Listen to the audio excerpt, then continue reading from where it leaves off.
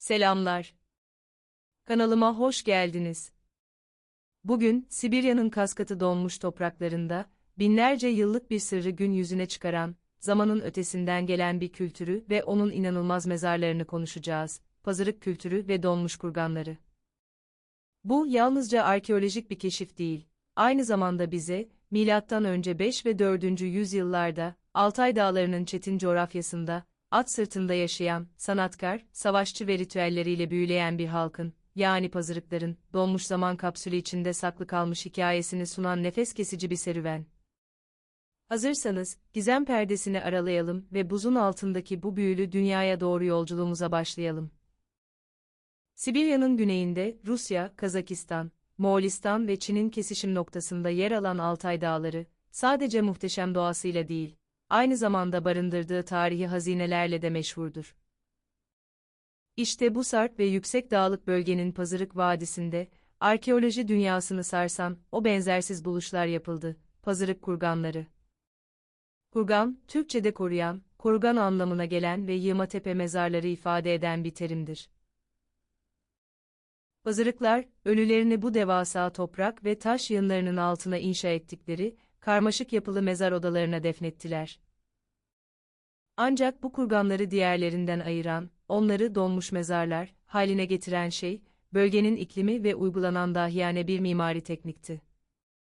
Kurgan inşa edilirken, önce derin bir mezar çukuru kazılır, içine kütüklerden oluşan bir defin odası yapılırdı. Ölü, mumyalanmış ve süslü bir tabutun içine yatırılırdı. Yanına ise günlük hayatta kullandığı eşyalar, giysiler, silahlar, takılar ve en önemlisi, kurban edilmiş, özenle donatılmış atları konulurdu. Mezar odasının üzeri kapatıldıktan sonra, üzerine devasa bir taş ve toprak yığını oluşturulurdu. Altay'ın sert iklimi, kurganın içine sızan kar ve yağmur sularının yer altında kalıcı olarak donmasına, yani bir nevi ebedi don katmanı oluşturmasına neden oldu. Bu doğal buzdolabı etkisi, mezar içindeki organik malzemeleri binlerce yıl boyunca inanılmaz bir bütünlükle korudu. Kısacası, pazarıklar bilmeden, kendi tarihlerini koruyacak mükemmel bir doğal müze inşa etmişlerdi. Kazılarda ortaya çıkan manzara, bilim insanlarını hayrete düşürdü. Tahtadan oyulmuş tabutların içinde yatan, dövmelerle kaplı, mumyalanmış cesetler, yün, ipek ve keçe gibi malzemelerden yapılmış, renklerini ve desenlerini koruyan elbiseler ve ayakkabılar, eşsiz sanat eserleri olan keçeden yapılmış duvar halıları ve en eski düğümlü hali kabul edilen pazarık halısı. Tüm bu buluntular, pazarıkların sadece savaşçı göçebeler değil, aynı zamanda yüksek düzeyde sanat ve zanaat bilgisine sahip, karmaşık bir kültüre sahip olduklarını kanıtlıyordu. Özellikle Sibirya'nın buzlu kızı olarak da bilinen ve en iyi korunmuş mumyalardan biri olan Ukok Prensesi'nin keşfi büyük ses getirdi. Milattan önce 5. yüzyıla tarihlenen bu genç kadının kolları, inanılmaz derecede ayrıntılı ve stilize hayvan figürlerinden oluşan dövmelerle kaplıydı. Atlar ve geyikler gibi totem hayvanların stilize edildiği bu dövmeler, pazarıkların sanatsal üslubunu ve inanç sistemini yansıtıyordu. Onunla birlikte gömülen 6 adet kurşun takımlı at ve yanındaki değerli eşyalar, onun toplum içindeki yüksek statüsünü gösteriyordu. Pazarık kültürü, aynı dönemin güçlü İskit kültürüyle pek çok ortak noktaya sahip olsa da, özgün bir Altay kimliğini temsil ediyordu.